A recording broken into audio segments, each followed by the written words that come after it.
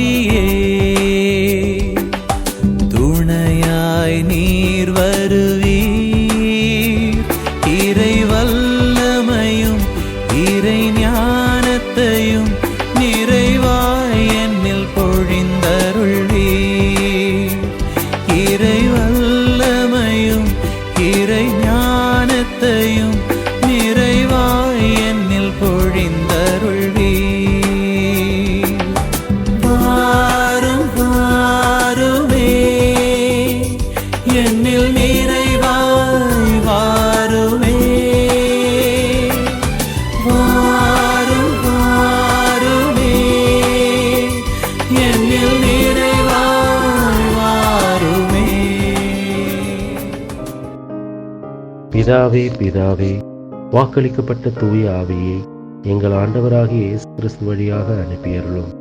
தூய ஆவியே எழுந்தருளி வாரும். உம்முடைய நம்பிக்கையாளர்களின் இதயங்களை நிரப்பும். அவைகளில் அன்பின் அக்கினியை மூட்டியருளும். உடைய ஞான கதிர்களை வரவிடும். அதனால் உலகத்தின் முகத்தை புதுப்பிப்பீர். என்னை வாழ்விக்க என்னோடு என்னிலே வாழும் தூய ஆவியானவரே, உமது பிரசன்னத்தை ஆராதித்து வணங்கி அனுபவிக்க ஆசைப்படுகின்றேன். இந்த உலக வாழ்க்கையை உதவியோடு வாழ நீர் எனக்கு அருளும்.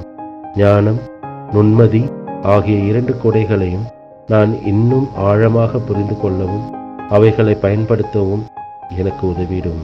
ஆமேன். தூய ஆவியானவரின் வருகை பெருவிழாவிற்கான 24ஆம் நாள். ஆண்டவர் சிலரை திருத்தூதராகவும் சிலரை இறைவாக்கினராகவும் வேறு சிலரை நற்செய்தியாளர்களாகவும் ஏற்படுத்தினார்.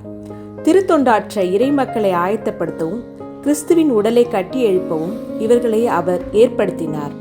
ஆக கடவுளின் கொடைகள் திரு அவையை கட்டி எழுப்பவே. ஆயினும் சில கொடைகள் தனி மனித நன்மைக்காகவே தரப்படுகின்றன.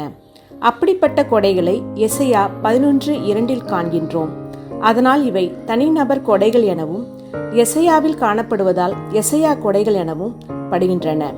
ஆண்டவரின் ஆவி அவர் மேல் தங்கியிருக்கும். ஞானம், மெய்யுணர்வு, அறிவுரை திறன், ஆற்றல், நுண்மதி, ஆண்டவரை பற்றிய அச்ச உணர்வு இவற்றை அந்த ஆவி அவருக்கு அருளும். இந்த கொடைகள் அனைத்தும் வரப்போகும் மெசியாவிடம் காணப்படும் என எசையா முன் அறிவித்ததாலும் மெசியா தன்மேல் நம்பிக்கை கொள்கிறவர்களுக்கு இவைகளை வழங்குவதாலும் இவை மெசியாவின் கொடைகள் எனவும் அழைக்கப்படுகின்றன. ஞானம், இது கடவுளுக்கு உரியது. இதை அவரிடமிருந்தே நாம் பெற்றுக்கொள்கிறோம். உண்மை, நேர்மையின்படி செயல்பட வேண்டுமென்றால் நாம் சரியான நேரத்தில் சரியான முடிவுகளை சில நேரம் எடுக்க வேண்டும். அந்த திறமையை இந்த கொடை தருகிறது.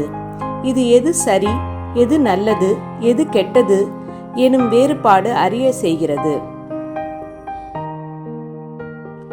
கடவுள் சம்பந்தப்பட்ட காரியங்களை கண்டறியவும் திறனை தருவதுடன் நம் நம்பிக்கையை தெளிவாக்குகிறது. இருட்டில் காணும் பொருட்களை சூரிய வெளிச்சத்தில் மிக தெளிவாய் காண்பது போன்றதாகும். மேலும் இது பல்வேறு உண்மைகளுக்கு இடையேயான ஒருங்கமைவுகளை காண செய்கிறது. கடவுளை அவரின் எல்லா பரிமாணங்களுடனும் ஏற்க செய்கிறது. அதாவது கிறிஸ்துவின் மனநிலையை அணிந்து கொள்வதாகும். பிதாவே பிதாவே, வாக்களிக்கப்பட்ட தூய ஆவியை எங்கள் ஆண்டவராகிய இயேசு கிறிஸ்து வழியாக அனுப்பியருளும். தூய ஆவியே எழுந்தருளி வாரும். உம்முடைய நம்பிக்கையாளர்களின் இதயங்களை நிரப்பும். அவைகளில் அன்பின் அக்கினியை மூட்டியருளும். உடைய ஞான கதிர்களை வரவிடும். அதனால் உலகத்தின் முகத்தை புதுப்பிப்பீர்.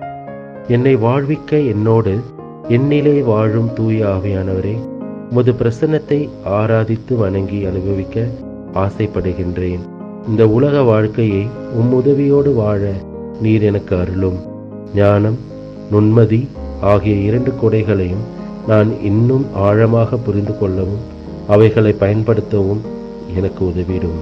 ஆமேன்.